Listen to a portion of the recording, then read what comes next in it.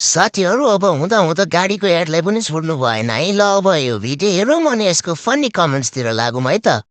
जम्मा 80,000 मा कार आउँछ। हजुरहरू पत्याउनुहुन्छ? पत्याउनुहुन्न भने आज लोक अटोमोबाइल्सले 80,000 मा यति राम्रो कार लिएर आएको छ। ल हेर्नुहोस्, यो रहेको छ 1979 मोडेलको डियो म्याट्रिक्स।